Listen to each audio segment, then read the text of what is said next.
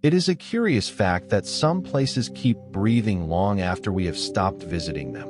The shore before us opens like a book, its pages damp with salt and slow time, and we stand together at the edge of an idea more than a place. We fold our hands into the cool sand beneath our feet, and for a moment the world narrows to the hush of a single horizon. We promise, gently, that we will walk without urgency, that we will move as tides move, in patient, measured inclinations, and that our curiosity will be soft, like the weight of a small stone in the palm. We will not try to fix the past, we will only listen to it. First, let us pause and notice the breath we have brought in with us. Long, slow, steady. Match it, if you will, to the tide we pretend to hear. Feel how the inhale and exhale lengthen, how our shoulders let go, how thoughts thin like mist. The morning sounds here are not sharp. They are the warm, rounded reports of distant birds, a reed whisper along a channel, the faint, steady presence of long water moving. One might suppose, reading a map of memory, that Doggerland is a word made of tides and footprints, and one might be right. We do not arrive with instruments and rhetoric. We arrive with a gentleness that can be trusted. Breathe with me again, and notice the temperature at the edge, a salt-warmed coolness that rests on the skin like a reminder. Beneath our toes the sand gives, not the dry sand of a busy shore, but the fine, loamy sediment of a plain once walked. We lift our feet, and the impressions remain, soft signatures of passage. There is a voice to the plain, if one listens in a particular quiet. It speaks in the language of small things, the creak of an oyster shell, the sleep breath of reeds, the faint scrape of a pebble nudged by a patient current. We will collect these sounds as if they are beads, threading them into a necklace we can hold close as we drift.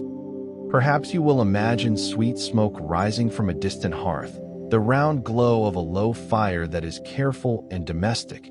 Perhaps you will imagine dogs moving like shadows between tents.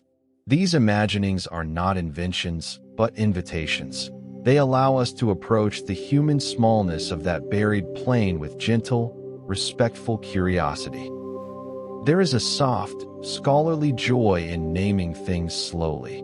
Land bridge, drowned channel, Mesolithic step, words that sound like instruments played at the edge of evening. We say them as if passing along a candle so that we may see together. We do not aim to illuminate everything, only to keep one small pool of light where we can sit. Feel the weight of that light settle on our lap. Feel the slow loosening in the chest as we notice the small facts. Rivers once meandered where waves now rule. People followed fish and the long, predictable drift of seasons. A map, in time, altered its borders by inches and by heartbeats. We are not historians here in full rigor. We are curious companions learning to hold the hush of a vanished place. Listen now. If you listen, you might hear a low, distant pulse, like the memory of Sonar or the beating of a very slow heart. It is not meant to startle. It is a marker, a kindly metronome that will guide us as we walk inward. Let that pulse be our companion, and let us, together, softly, place one foot in front of the other. We will take our time. We will allow the landscape to name itself in our imaginations. We will accept uncertainty as a shawl to fold about our shoulders rather than as an absence. Breathe again with the tide, and, as we breathe, allow the day's edges to blur. Allow the plain beneath the sea to become as near as a memory you might hold in the hand. We bend to gather a small stone, smooth, a little green with old sea, and hold it as if it were a letter. I am put in mind of tools shaped by patient fingers. We imagine those hands, and tenderness simply follows. The grasses move in slow applause, a gull calls once and drifts away, leaving us to our careful silence. If a map opens in the mind, let it be soft-edged and watercolored. If memory rises, let it be gentle as smoke. We step forward together, our breath measured with the tide. our steps the small, safe count of people who keep watch. Always. Scholarly framing, gentle context for our walk. We keep our voices low here, as one might lower a lamp in a library, and we let the world behind us soften into margins. The plane we are about to walk through has a chronology that is patient rather than urgent, epics that are better read as the slow turning of a page than as a sudden chapter break. We will let a single day stand in for longer seasons, and through the modest arc of morning, afternoon, evening, we will encounter the ordinary instruments of life. The harbor, the oak avenue, the tidal plain, the hearth, and in these small places we find a kind of durable truth. Begin, if you will, at the harbor. This is not a harbor of heavy commerce, but a kindly harbor of small craft and patient work, a shallow crescent where boats lie on their bellies at low tide like resting creatures, where fish are brought ashore and checked in baskets. We stand at its edge and notice the brackish air. We feel the cool clay beneath our toes, and our breathing slows, dovetailing with the tide. What sounds do we hear? The soft scrape of reed against wood, the low conversation between two women mending nets, the distant clink as a fish is laid upon a wooden plank. These are the plain percussion of a morning. A net gives, and for a moment the surface erupts with the small silver astonishment of life. From the harbor a path runs inland, an avenue rimmed by oaks whose roots remember both salt and soil. The oak avenue is long and shaded. Its trunks hold the heat of the day and the coolness of evening in equal measure. Children, if there are children, run between trunks, and their laughter threads the air like a thin cord, muffled, quick, and then absorbed. One might suppose that an avenue so plain could not be a repository of wonder, and yet how often do we miss the marvels nested in ordinary lanes?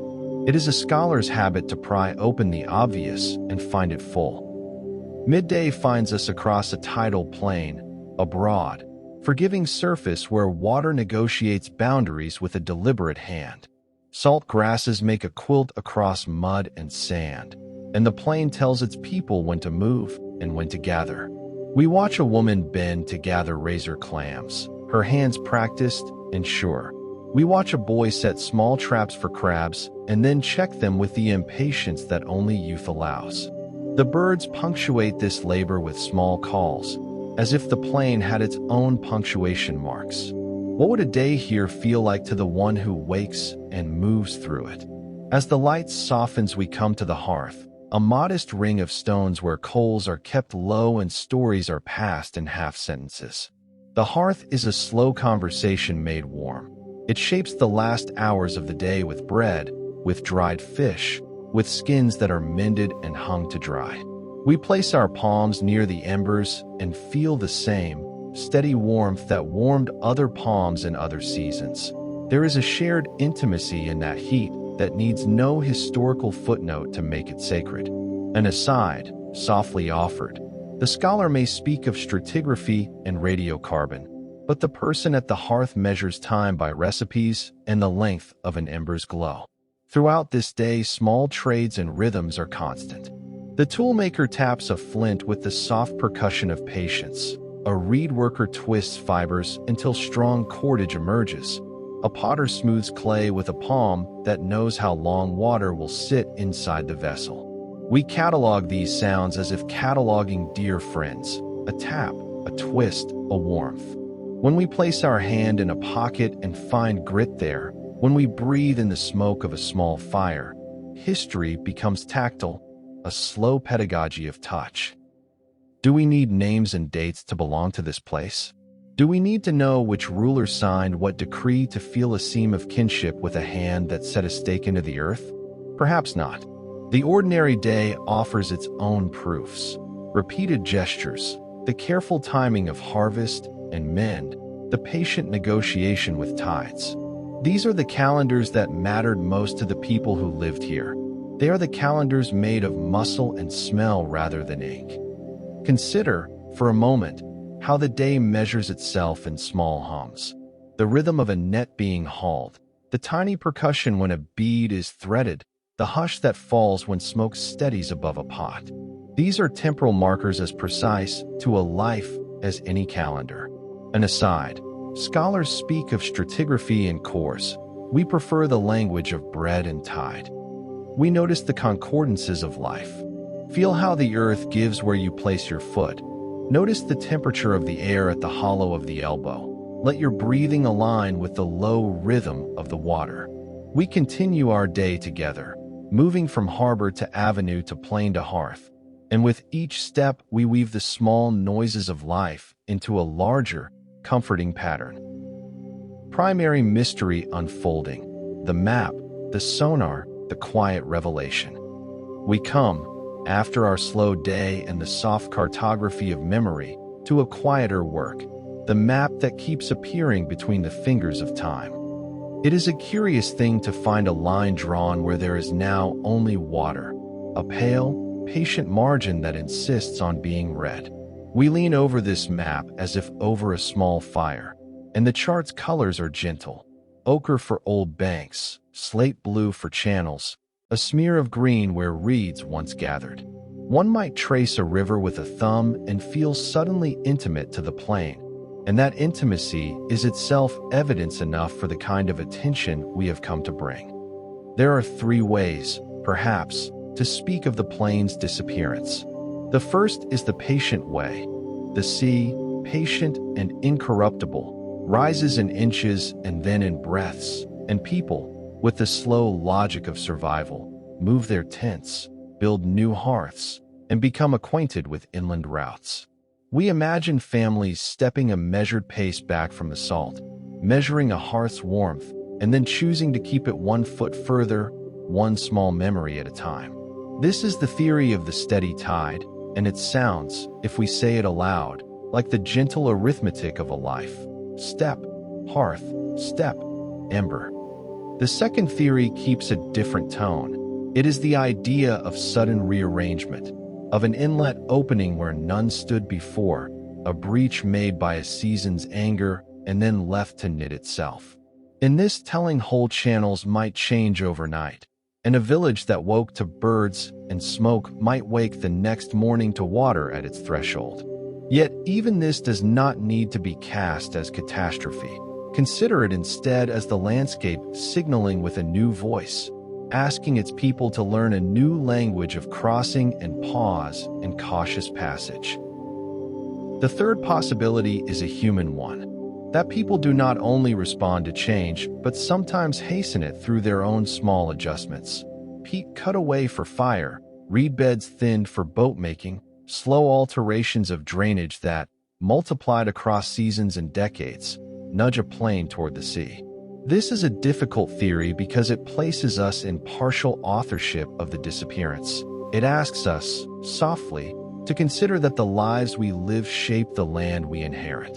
We hold that thought without accusation, as one might hold a fragile shell and admire the faint spirals worn into its surface. We prefer not to fix on any single explanation. Instead, we let the possibilities remain like pebbles laid out at our feet. Each pebble glints with evidence and with lack, and we hold them without needing to choose which one is weightier. There is comfort, oddly, in not knowing. It allows the story to retain its human texture rather than becoming a diagram. Between these conjectures sits a real, tactile revelation. The sonar sweep that first showed the ribs of rivers beneath the North Sea, the core samples that gave up bits of charcoal and a flint flake, the scatter of post holes that read like punctuation marks on a long sentence. Imagine the sound of a shipborne instrument, a low, shy ping that returns with a soft, measured echo, the voice of the sea, answering. We listen to that answer and imagine a shore that matches it. There is a map in a back room somewhere, or a sonar print laid on the lab table, and we stand with gloved fingers touching its edge. It is quieter than we first expected. The discoveries are not dramatic flashes, but careful, patient revelations. A diver will later speak of the first time they knelt and felt the cold silt under their palms, of how a small object caught in their hand felt like a secret entrusted. We hold that tenderness as a guiding light. Let us, for a moment, enter an inner place on our imagined map, a low, stepped structure suggested on the sonar like the ribs of a sleeping animal. We call it, for our soft naming, the Sunken ziggurat, not as certainty, but as a shape the land suggests to us. We take off our shoes here in imagination and push open, with no urgency, the low doorway that leads to an inner chamber. Inside the chamber, the water moves with a muffled grace. Our voices become small blue things.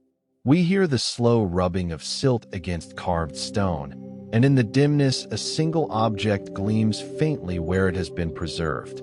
A small carved peg, worn to the smoothness of thumb use, or perhaps the tiny wooden toy a child once lost, and which the sea has kept in trust. We pick it up together, feeling its roundness in our palms. It is weighty with ordinary life. This object is not proof of catastrophe nor of triumph. It is the small testament of being, the thumb mark of someone who once braced their hand against a post, the toy that softened a day's end. We hold it and feel the human geometry of the place, its tenderness and its ordinariness. It gives us, unexpectedly, the emotional backbone we did not ask for, evidence not of drama but of presence. There will be other technical notes, other graphs and quiet debates, but even those sit lightly beside the chamber's single peg. We are content to let the material and the myth coexist. The sonar suggests forms, the cores provide rhythm, and the small object in our palm lends the story its human center. We do not insist on a single narrative. We prefer the layered one, the scientific and the intimate braided together like cordage. We feel, now, the coolness of the chamber air against our face. Not sharp, only a softened dampness that draws breath slowly from us. And we notice our own bodies returning to the immediacy of the present, the way a foot meets the cold stone, the settling of shoulders, the small balancing of breath. In this quiet, we let the mystery breathe beside us, not as an unanswered riddle to be solved, but as a companionable hush that encourages reflection.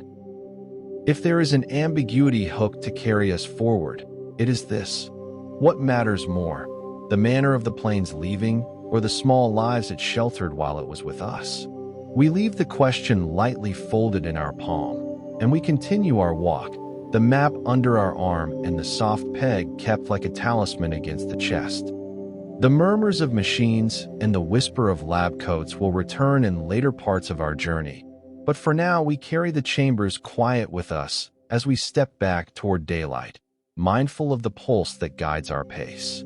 We stand for a moment, palms cupped about that small thing, and feel the weight of time as if it were a soft coin whose edges have been smoothed by exchange. Our breathing slows, matching the pulse of the sonar we still carry like a bead. The plane has not left us empty-handed. It remains a presence, folded into our memory in ways both scientific and tender. The meadow and river walk, Flora, Fauna, and the quiet work of days. We step forward from the map and the chamber into a daylight that moves slowly, as if remembering how to be bright. Under our feet the plane is soft in places, firm in others. Our toes find the cool clay and the slight give of marsh that has kept nests safe for many seasons.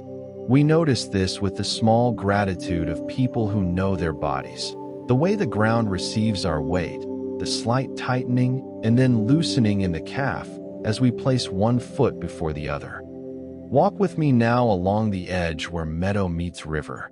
Reeds brush against our hands and sound like a page turned very gently.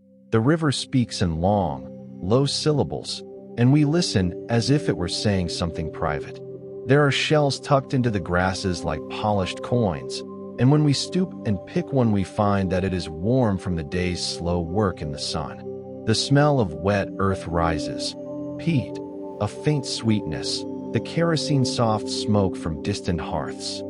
We encounter, first, the meadow itself, a wide, patient green stitched with wildflowers that lean their faces toward the day. Bees move in practiced arcs. A moth glides like a small, pale boat. We notice the weight of air on our skin, mild, not sharp, the kind of temperature that allows hands to linger in pockets and for conversation to thin into companionable quiet. Across the meadow, a line of birds lifts together and goes, a silver pattern over the horizon. Watch how sound falls apart and reforms here. The clatter of a distant bone, the soft percussion of hooves on wet turf, the single voice of a child who runs and then is absorbed by space. We are attentive but not intruding. We are present as one might be in a house where people have set their cups down and left the light on. There is a small herd grazing where the plain slants toward the river. They are part of the plain's slow heartbeat. Their breathing is a calm percussion that makes the grasses bow. Their hooves leave shallow, round-lead prints that the water will later read. We feel a companionable warmth in our chest watching them, an uncomplicated pleasure that is allowed to simply be. At the riverbank, we watch the water negotiate its edges with meticulous care. It has cut small terraces into the bank, places where reeds take root and where fish come to spawn. We imagine hands kneeling at the edge to check a trap, fingers warm with river water and smelling faintly of algae. The body remembers the coolness, and our own hands seem to recall the chill as if from muscle memory.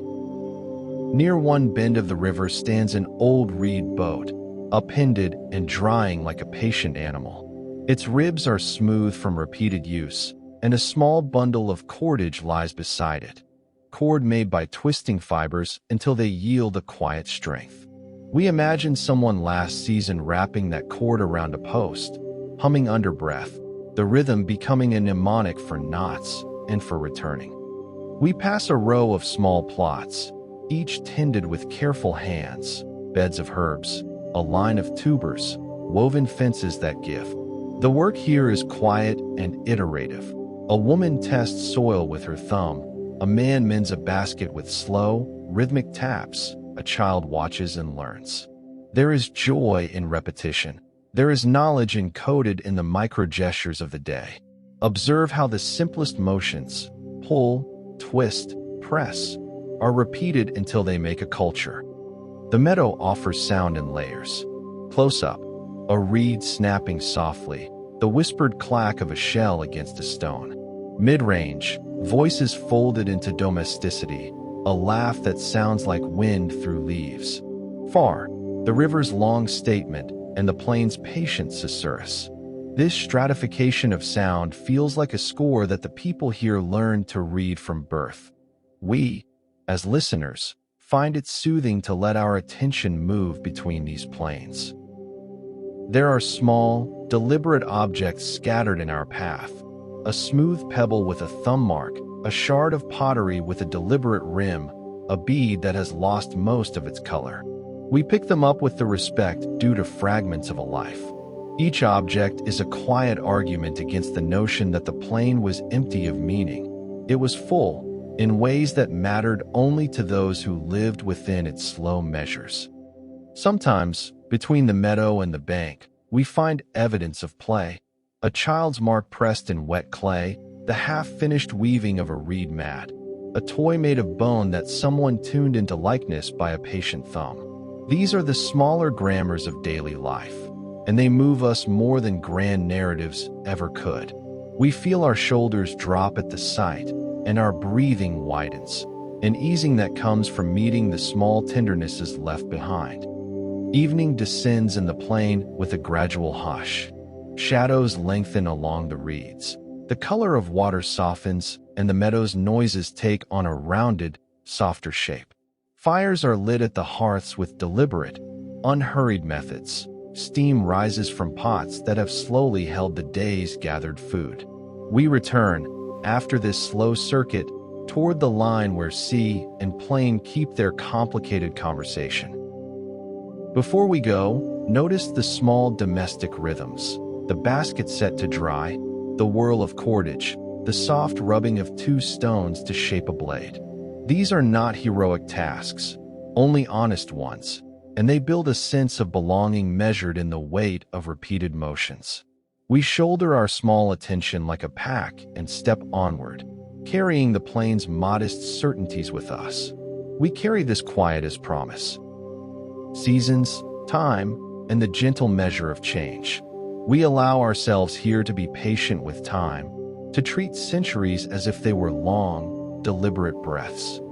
The plane keeps its own slow clock, not of gears but of reed marks and tide lines, and we learn its language by watching how small things repeat. A thaw arrives like a soft punctuation, summer settles as a warm hand, autumn exhales a brown, folded note, and winter lays a thin lid over everything. Consider the first thaw. It is not a drama, but an unbuttoning. Ice loosens at the river's edge, rivulets that were sleeping begin to gossip, peat sighs as it lets water pass. We stand with our boots at the edge and notice the scent, wet stone and damp root, allowing that scent to be a slow instruction in how the year will move. Our shoulders release. We feel looseness behind the collarbone as if the body remembers thaw. Summer arrives with the soft insistence of practice. The plane holds heat like a palm holds a small coin. Grass stands tall. Insects perform their precise music, and the river grows thoughtful in its flow. Midday light is generous and allows time to make and mend. We might pause and feel the heat across our hand, feel the hum in the skin like a remembered song. Autumn is a slower grammar. The reeds change timbre, and the air grows thinner in the way language thins before sleep. Leaves fold, birds loosen patterns and leave lines in the sky. There is a hush in autumn that invites naming, and we name it together not as finality, but as careful rehearsal. Gather, mend, bring hearth closer. We feel the slight tightening at the diaphragm when we lift a basket of tubers. This small bodily knowledge anchors us. Winter speaks in low things, compacted peat, water held in pockets, breath made small clouds. It teaches economy, hands doing more with less light and less motion. People place thatch against a gap, keep a hearth low and long burning, and we feel our own breath slow. 1, 2, patient measures. Across these seasons, longer movements unfold. Sea level creeps in inches and then inches again. Storms find new paths and over decades widen an estuary or coax a breach. Think of this as gentle arithmetic. Tide after tide nudges a pebble until the pebble learns a new place to rest. Scientists read this arithmetic in cores and pollen counts and isotopes. If a scientist were to speak, she might show a thin column of earth, each layer a page. Within are hints, charcoal flecks, a shell, a grain. We do not need diagrams to feel the truth. We accept, with humble curiosity, that these marks record long motion. An aside, it is a curious pleasure to let compound words like paleoclimate slide from the tongue as if they were gentle tools. Time here is patient and cumulative. One summer's inlet will teach a child a new crossing. One season's loss of reed will alter a boatmaker's method the next year. Notice how small choices reverberate: a cutting for fire, a ditch to dry land for a field. We do not accuse. We catalog a network of soft causes and effects that braid human life and landscape.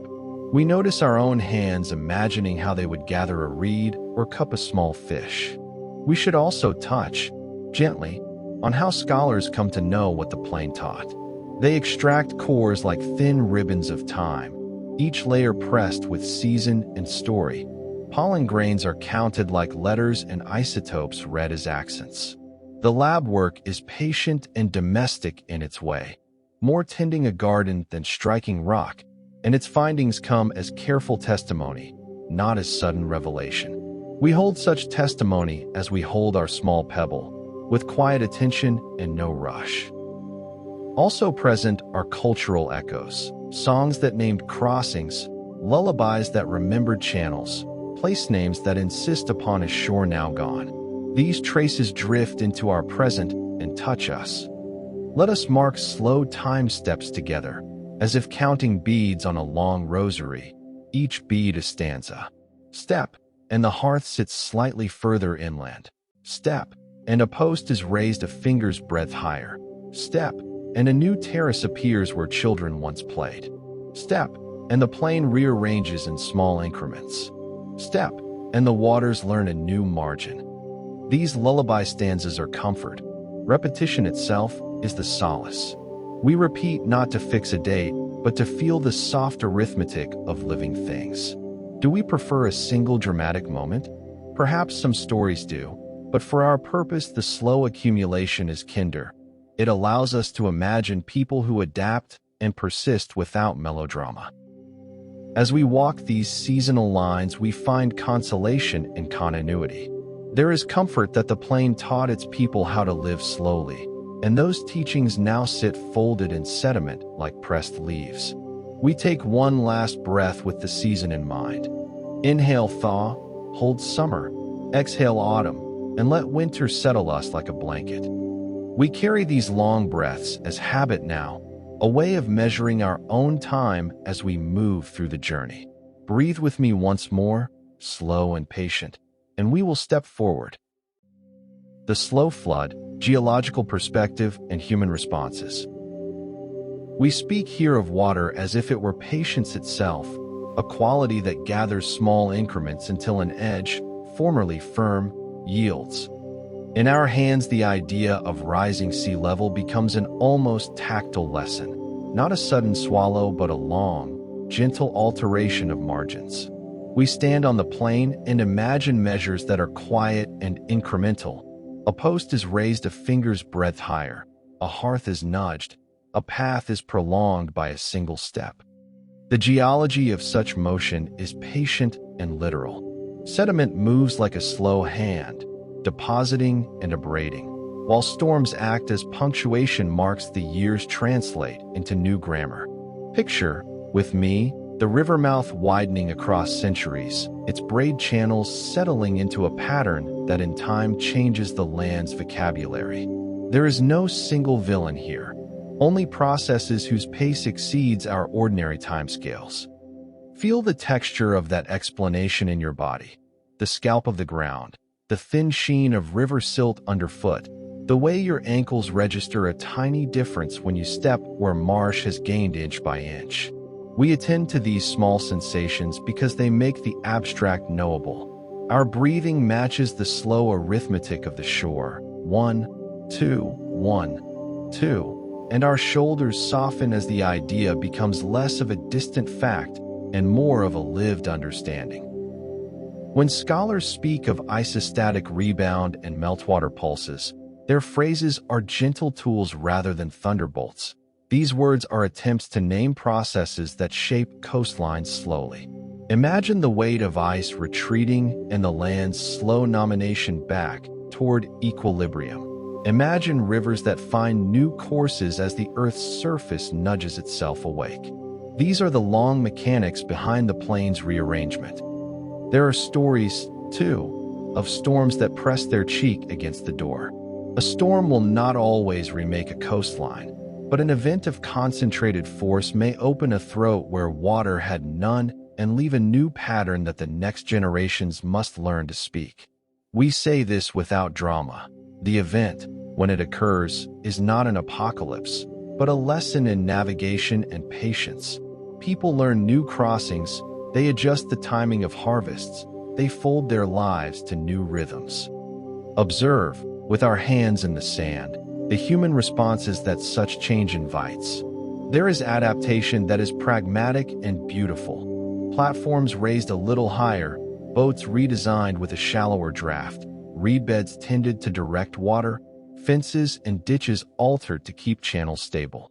We imagine a community that watches the waterline as one might watch an aging friend's step, with tenderness and attentiveness rather than panic. Sometimes ingenuity makes a small, local industry.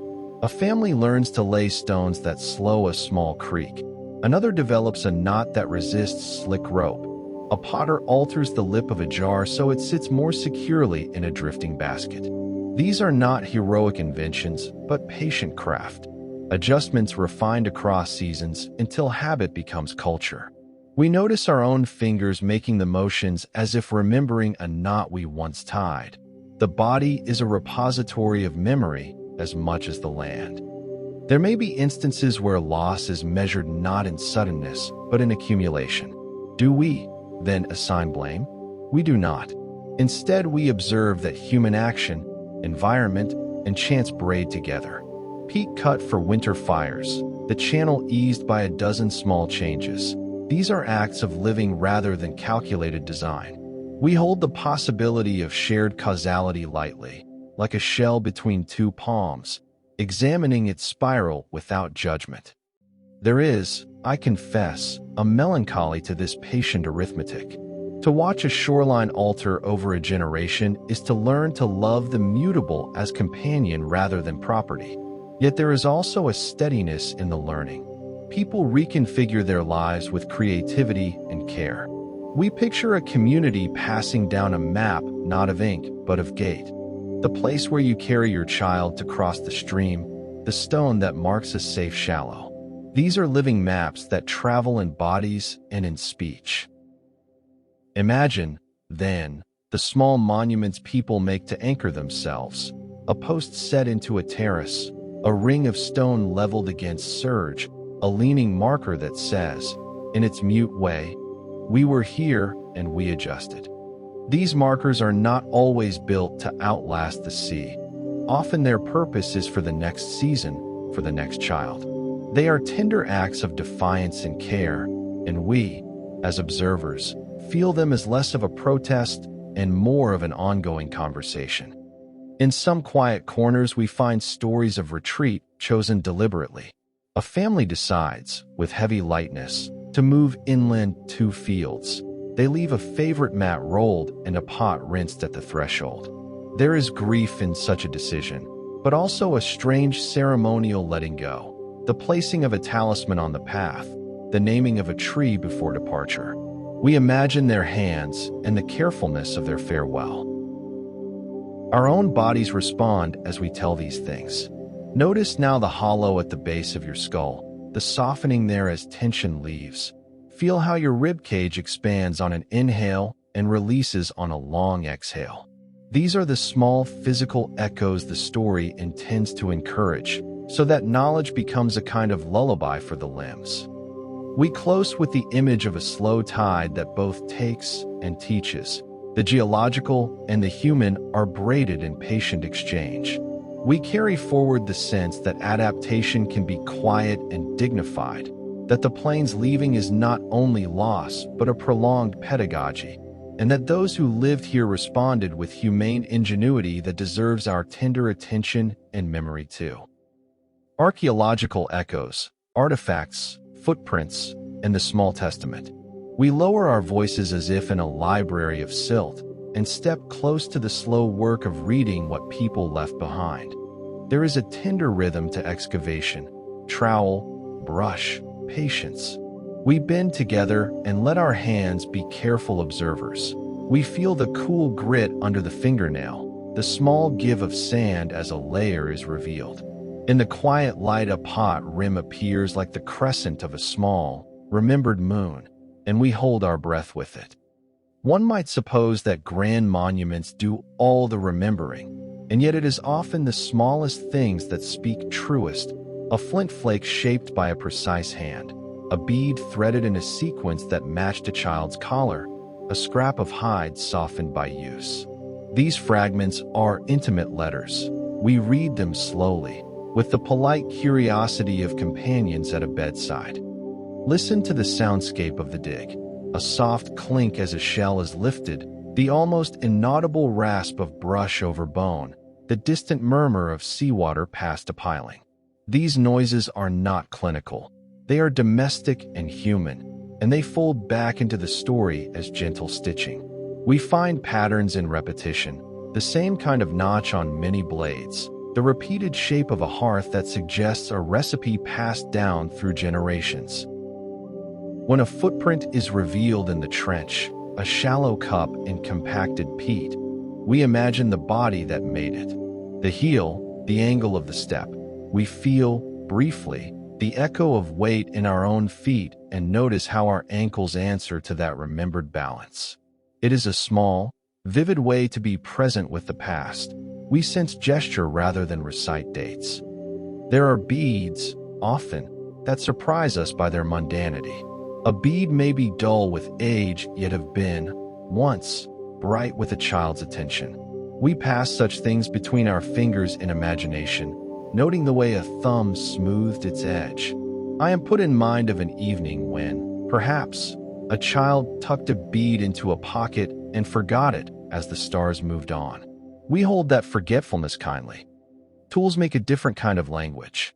A scraper whispers of hides prepared for clothing. A finely worked point speaks of patient concentration and careful aim. We describe these implements not to catalog, but to listen to the small dialogues they held with their makers. How a knife and a wrist learned one another's limits. How a pot and a hand negotiated heat. These are exercises in empathy. Archaeology becomes a way of practicing intimacy across time. Sometimes the finds are organic and the preservation is a soft miracle. A wooden peg, a fragment of woven cordage, a heel of a shoe sealed by silt. When such things surface, they feel like voices we had almost forgotten. We imagine the peg's thumb-worn edge and feel, in our own palms, the contour of repeated use. Our bodies answer to these shapes. The memory is partly tactile, and we notice our own hands remembering how to hold. There is also a theater to the mistaken object, the shard mistaken for a tool, the bone thought ornamental until later shown to be practical. Scholars will debate, gently, and the debate itself is a conversation across chairs and decades. We eavesdrop with affection rather than hunger for finality. Each reinterpretation is a reminder that knowing is provisional and kindly. We must not forget the traces of food and season. Charred grain crushed in a mortar, fish bones laid in neat piles, oyster shells stacked like small white shingles. These are the plains menus, recorded in grit and ash. We read them and feel, in our mouths, a remembered salt. For a moment our throat seems to open as if to taste the smoke and bread that sustained evenings long ago. Footprints, pebbles, beads, pegs, each is a quiet manifesto of ordinary life. We gather them metaphorically into a small bundle and press them to our chest, feeling again the pulse of belonging that comes from shared daily practice. The archaeological record does not often shout. It whispers, and it rewards the practice of listening. As we step away from the trench, we take a single object, in imagination, to carry onward, a small, worn peg with a thumb impression. It is not romantic. It is real in its ordinariness, and therefore more moving. We tuck it into our pocket like a coin and let the weight of it remind us that the past is not a distant place, but a companion we can touch. There is also the careful work that follows discovery. The labeling of an object, the steady hand that wraps it in soft textile, the tiny notebook where context is recorded. These gestures are acts of care. 3 small motions repeated until each object is known. We feel the calm that comes from order and let it settle quietly now. Calm, expansive explorations, comparative lore, and speculative archaeology. We widen our gaze here, not to hurry, but to make the plain feel like a single thread in a larger cloth of drowned places. Imagine, if you will, the map of coasts that once were and are no longer. Dotted there are names we barely whisper. Beringia, the sublittoral shelves, mythic Atlantics, and each name is less a label than a suggestion, a distant bell tone that invites us to lean. We let these echoes sit beside our small Doggerland peg as companions rather than competitors. There is a certain pleasure in pattern recognition that is not scientific triumph but kind curiosity. Coastlines that vanish, memories that endure in song, lullabies that cross water miles like migrating birds. We ask, gently, what habits each submerged margin might share. Do people who live with shifting shores develop the same quiet tools of attention? Maps in gait rather than on paper, songs for safe crossings, names that mark a stone for generations? We imagine the answer is yes, and we imagine it with the soft humility of those who know how small an answer properly is. Speculative archaeology is a careful daydream. It is the scholar with a lantern who allows a question to be large and then sets it down again. Consider how a sunken coast might seed a myth. A channel that widened in a remembered winter becomes, over decades, an ancestor story of a sea that took a child or hid a lover. Songs lengthen and condense, and the shape of the coastline pirouettes in memory until it becomes a motif in story. We follow these threads across seas, noting resemblances rather than demanding identical proofs.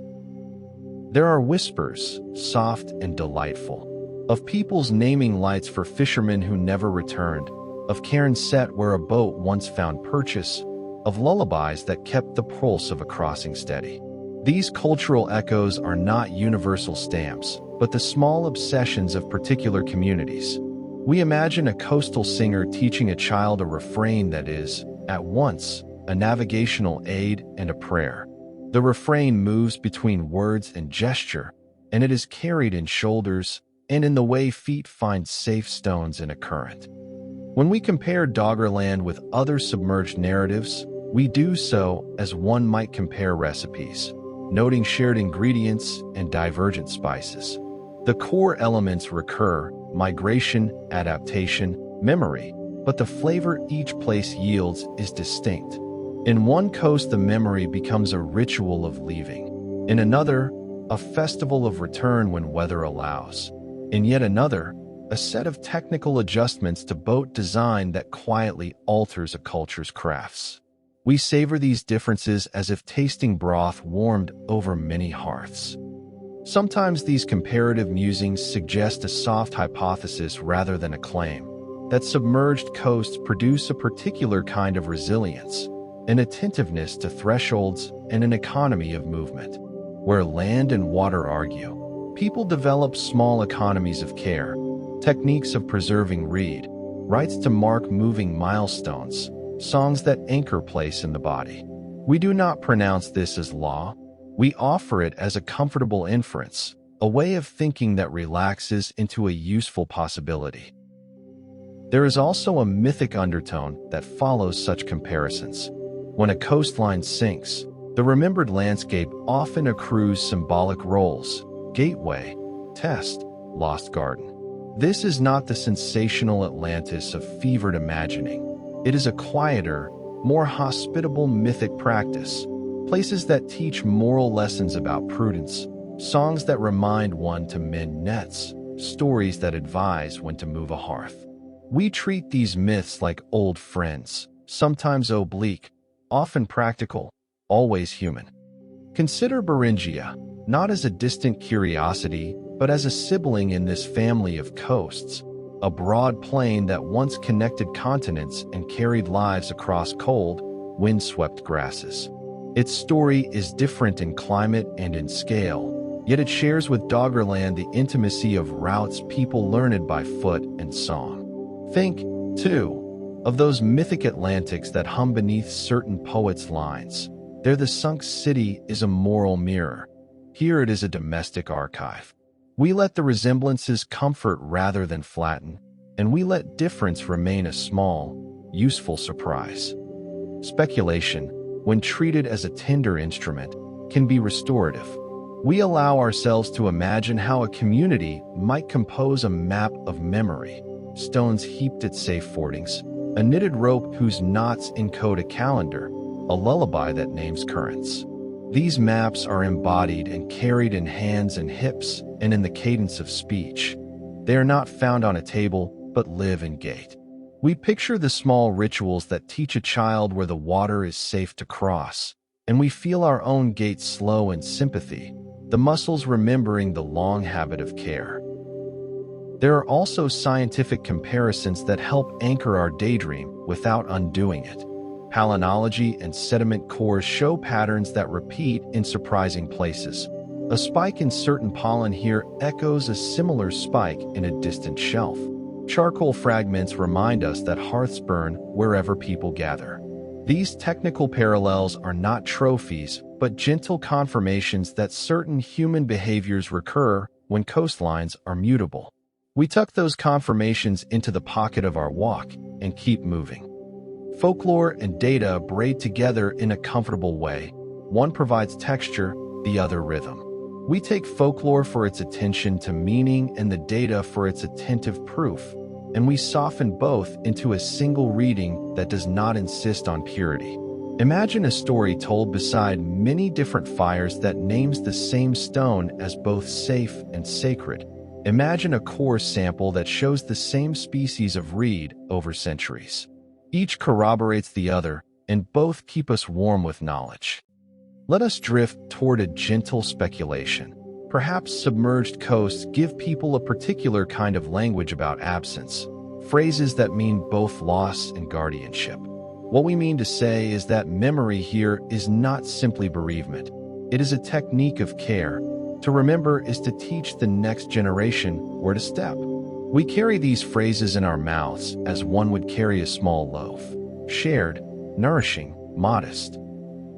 As we let these wider currents wash through our thought, notice briefly how your shoulders ease and how breath grows longer.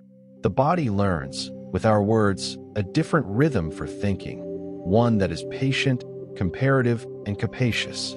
We step lightly from the comparative to the particular again, bringing with us a sense that Doggerland sits in a gentle company of places whose stories cross and comfort one another. There will be other nights when we could follow specific parallels in detail. For now, we rest in the idea that the world contains many slow exits and creative responses, and that the human heart, across coasts and shelves, tends to make song of the margin rather than an epitaph. Let the image of linked coasts remain in your mind as a soft map, lines connected by careful footsteps, by songs whispered when children learn to cross. Let the connected coastlines be a quiet companion tonight as your breath lengthens and settles completely. Soft tangents and sleep-inducing digressions. We allow ourselves a series of small departures now, not to stray from the path, but to slow the mind's attention as one would lower a lamp to make room for a single quiet object. Each tangent is a tiny harbor where thought may tie up and set the body to rest. We imagine a child learning to braid reeds by the light of a low fire, a fox that pauses on a ridge to consider the wind, an old woman counting shells and naming each for the seasons, and we linger with them, not to press meaning from their act. Notice how immediate details invite the body inward. The coolness under the heel when stepping into a mud patch, the small give of a reed under the fingers, the way the mouth remembers the taste of river water. Picture a child with a reed boat, hands patient and exact. She ties a knot, checks its strength, hums a tune that has become part instruction and part lullaby. We hear the tune as a thread running through the day. It becomes a gentle anchor. The child sets the boat at the water's lip and watches its first small voyage. We do not require drama, only the simple satisfaction of watching something set afloat and go its soft distance. There is a woman who mends nets on a peat mat, her movements like a slow metronome. Pull, pass, knot, pull, pass, knot. The sound is a quiet percussion that could almost be mistaken for rainfall. We find ourselves aligning our breathing to that rhythm without fuss. Inhale on the pull, exhale on the knot, and notice how the ribcage learns the pattern readily. A fox watches from the edge of the meadow. It is not hunting now. It is merely considering the moment. Its coat is a muted flame against the grass, and it turns its head at the softest sound. We regard the fox with a companionable curiosity, and our chest grows a little warm at the simple fact of attention returned.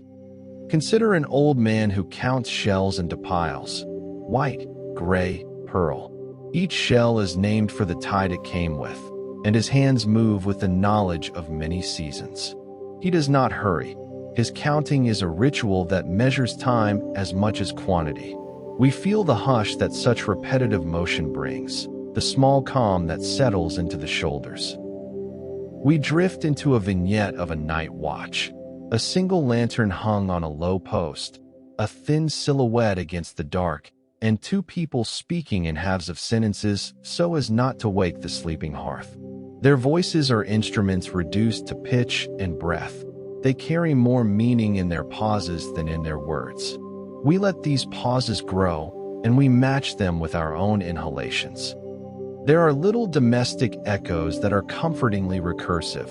A pot left to simmer until the bubbling thins, the slow polishing of a wooden spoon, the rhythmic beating of flax that sounds like distant, steady rain. Each action is a small loop, and our mind finds rest in the predictability of loops. We come upon a reed mat, half-woven and drying on a low fence. A child had paused and placed a small stone upon it to keep the edges from curling. The stone is ordinary, dull, warm, and yet in its ordinariness there is a deep tranquility. We feel our thumbs unconsciously mimic the smoothness of its arc. This microgesture is a tool. It brings attention to the present and allows the limbs to ease their vigilance. Let us listen to the quiet music of small tools. A knife scraping a handle to remove roughness, the soft rattle of seeds poured into a pouch, the patient twist of cord as it acquires strength. These are sounds that ask nothing of the mind but presence. They are auditory anchors for the body. We allow our awareness to float among them, tasting each one briefly before letting it go. There is a vignette of repair, a potter smoothing the rim of a bowl. The bowl spins gently on a lap, and the potter's thumb moves with intimate knowledge. We feel our shoulder drop as we imagine that thumb's movement. The body mirrors slow, skilled motion with an easy relaxation. Sometimes we take a tangent that is simply a memory, a lullaby half remembered, the smell of smoke from a particular kind of reed, the exact weight of an apron when worn. These memories are safe rooms. We enter them with the permission to be small and unremarkable. They grant us the relief of belonging to a pattern that has no audience but our own chest. If the mind wants to project, we offer it a gentle task. Imagine placing your palm on a cool stone and feeling the slow temperature change as your body shares warmth. Hold that image for 3 breaths. Inhale, hold, release, and notice the subtle calming that follows. Repeat once more softly. In one digression, a small toy is found, carved of animal bone, smoothed at the edges. We imagine a child pressing it between teeth and then slipping it back into a pocket. The toy's size invites tenderness rather than spectacle. We tuck that tenderness into our palm and carry it forward. There is also the slow, looping image of tide reading. A person standing with a stick in the shallow water, watching foam lines pass like handwriting. The act is meditative. The eyes learn to see patience in foam. Our own gaze, unburdened, follows the foam until steadiness grows like a tide pool. The world of Doggerland, experienced in these small moments, becomes not a grand history but a collection of private, shared acts that teach us how to be gentle with one another. Breathe in the gentle details. Let each small image be a soft anchor for the night, returning us to calm and steadiness. These tangents are not detours so much as small rooms we open along a long corridor. They are restful doors. We walk through several of them now, each one a brief and softened scene that invites bodily attention and slow breath. The world of Doggerland, experienced in these small moments, becomes not a grand history but a collection of private, shared acts that teach us how to be gentle with one another. Feel your shoulders fall, and notice the weight of your hands where they rest. Our breathing has slowed.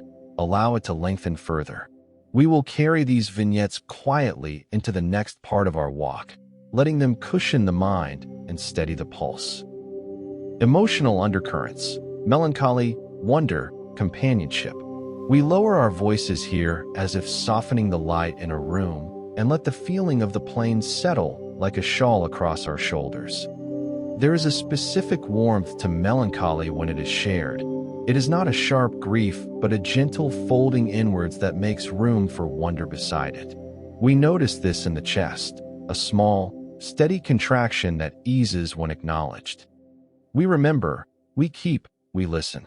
We say these phrases for their cadence as much as their meaning.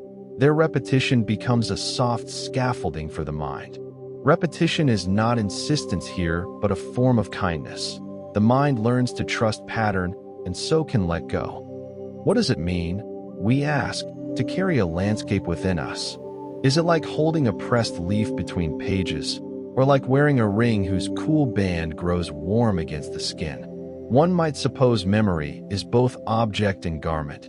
It protects as much as it beautifies. We touch that thought gently and let our fingers rest upon it. There is consolation in shared remembrance. When we say a place's name together, it returns from water softened and usable again. It becomes a word that warms the mouth. Doggerland is such a word, soft on the tongue and heavy with salt and grasses. Saying it is a small ritual of companionship. Sometimes wonder arrives not as revelation, but as the simple astonishment of recognition. A thumb-smooth pebble, a bead of dull glass, the angle of a flint flake that fits the palm as if made yesterday. These recognitions produce a pleasure that is private and expansive at once.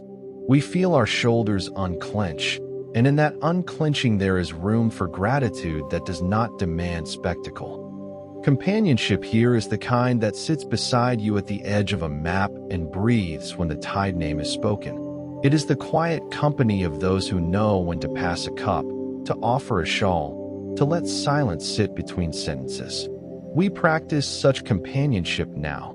Notice the space between breaths and how it lengthens when another presence is imagined near. There is an ethical undertone to the melancholy. To remember is to owe something to what we recall. This owing is not a burden, but a gentle responsibility. Care for stories, small acts of attention, the naming of places. How do we enact this kindness? Often by small rituals. A story told over a low fire, a bead kept in a pocket, a child's name given to a channel. These acts matter because they are persistent and ordinary.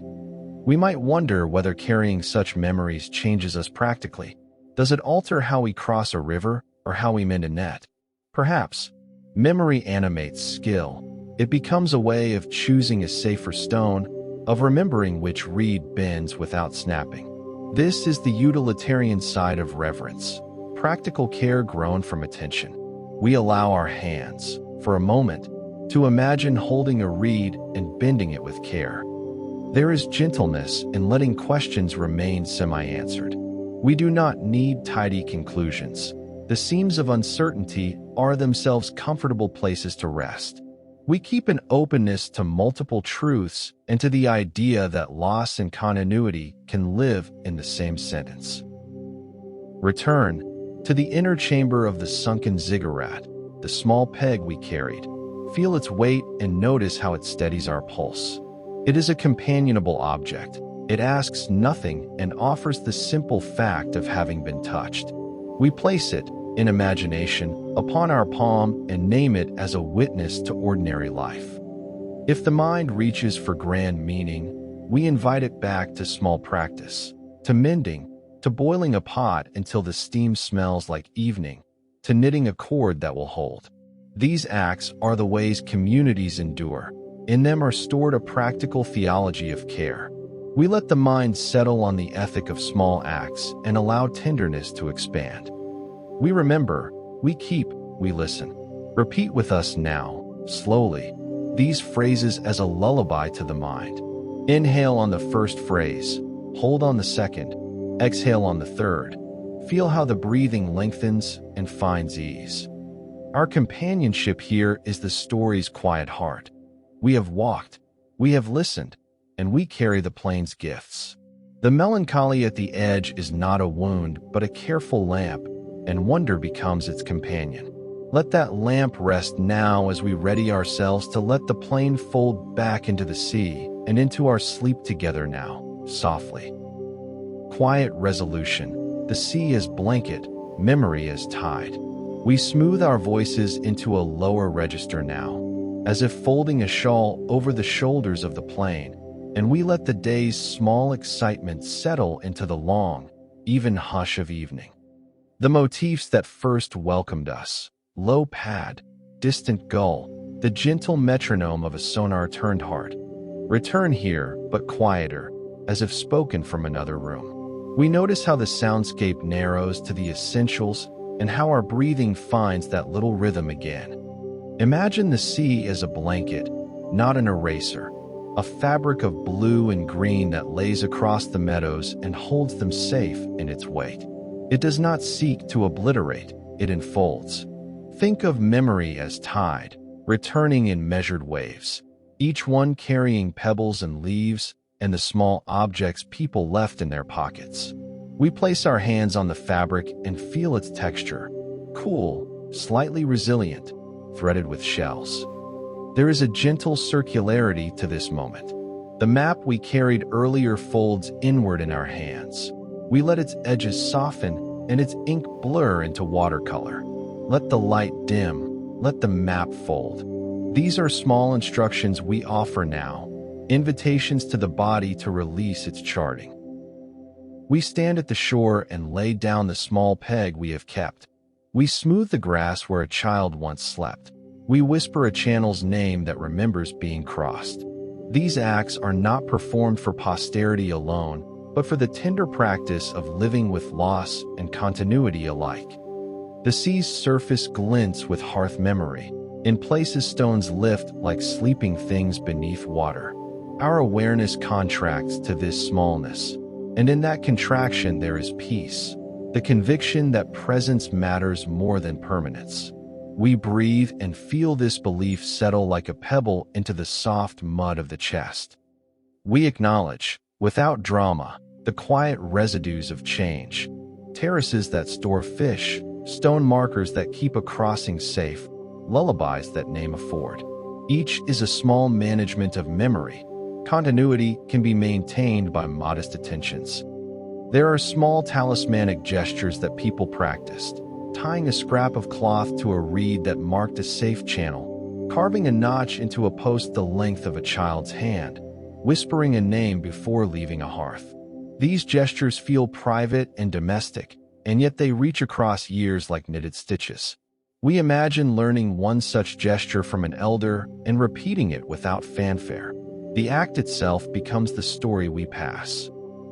As dusk deepens, the sounds thin further, gull to a single note, pad to a warmer hum. Our words shorten like footsteps on soft ground, sentences narrow, inviting sleep rather than insisting on meaning. Feel your eyelids grow heavier with each clause. Let them be gentle weights. We imagine a small final ceremony. A bowl of river water poured into the tide, a handful of seeds scattered where reeds rose. These acts are gestures of reciprocity, little returns that honor exchange. We do them quietly, without audience, for the land that taught us to live with gentleness. There is tenderness in not fixing every narrative. We allow myth and data to coexist and accept visible seams. This acceptance lightens the load. We are freed from forcing coherence and may keep a mosaic of stories where each piece reflects light differently. Bring attention inward. Feel the weight of your hands. Note the slow rise and fall of your ribs. Listen to the quiet pulse behind the ear. These are the small places where the story has settled. They are the repository of our shared walk. We place our palms on the imagined shore once and let the plain's elements pass through our fingers: sand, salt, a small pebble, time. The plain's truth is in steady attention, intending and remembering. Let the sea lie warm. Let memory rise and fall like a tide that comes back to kiss the land and withdraws. And that withdrawal is an answer not loud, presence and practice. Gently. Soft drift into sleep, final lull and sensory fade. We come, at last, to the soft room the plain has been guiding us toward, a space where words thin to breath and attention lowers like evening light. Our footsteps have grown faint, The map is folded and warm in our hands, and the sea outside keeps its patient watch. Here we allow description to be minimal, texture to be primary, the cool of a reed, the small warmth of a pebble, the long, steady rhythm of tide. Lie with me in thought, if you will, and notice the point where body meets surface, the weight of your shoulder on a pillow, the way your chin finds a comfortable hollowness, the gentle settling of limbs. We ask only that you feel, not do. Let muscles uncoil and the jaw soften. Sound narrows to a few faithful threads. A single, low ocean wash, the faint, distant call of a gull that passes like a soft vowel, and the slow sonar pulse that has accompanied our walk, now laid beneath all others, sounds like a heartbeat slowing. These threads braid into a lullaby of presence. We do not narrate so much as keep watch. We speak less now. Each sentence is a soft instruction for rest. Feel the cool space beneath the collarbone, the small ease behind the eyes. Allow the breath to lengthen in an easy arc. Inhale slowly, hold a fingertip of time. Exhale all that asks to be released. There is no sudden end here, only a gentle unthreading. Imagine the plane folding beneath water like pages closing one by one. The sound of pages becomes the sound of tides withdrawing. Our fingers unclasp the small peg and place it in the palm of memory. It sits like a token that requires no further tending.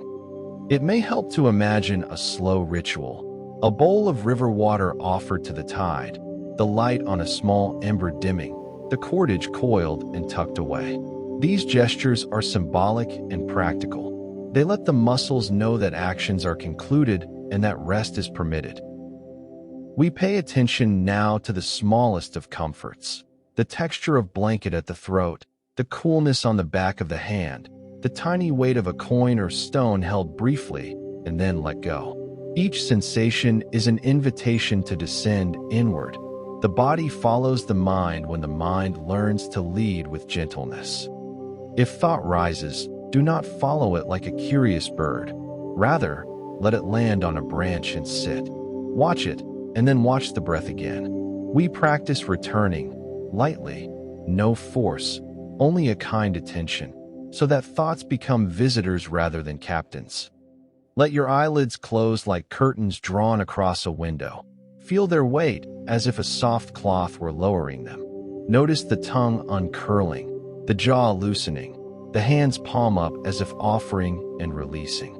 Allow legs to lengthen and soften into whatever supports them. Sense gravity turn from an instruction to a friend and yield to its quiet company. We remember the inner chamber once more, not as spectacle, but as a private room of quiet things. The peg we carried will remain with us as a small knowledge, that ordinary lives yield rich testimony, that memory can be soft, and that care is both ancient and immediate. Hold that reassurance in the palm of your mind and let the fingers relax. Feel now the slow lengthening of exhalation. Count it in threes if that helps. 1, 2, 3. Each count a softer sound in the body. As the count slows, the voice softens further into near whisper. We lower amplitude and let a last series of short phrases repeat as balm. We breathe, we soften, we hold less tightly. We sink. We rest. Repeat these softly with me once more. Each phrase a small door to closing. We breathe. We soften. We hold less tightly. We sink. We rest. The soundscape will fade in the mix over a long, unbroken interval, the tide bed lowered until only the subtlest of washes remains. There will be no sudden final note. Instead, a measured, prolonged fade into silence designed so that the listener's sleep is uninterrupted. We leave the peg in the palm of the plane and let the rest come, like a slow tide returning to a shore. Our voices thin into the room's hum and then into absence. The last thing to linger is the sense of being companioned, of having walked and listened, of holding small things and folding them into the chest. Let the body do the rest.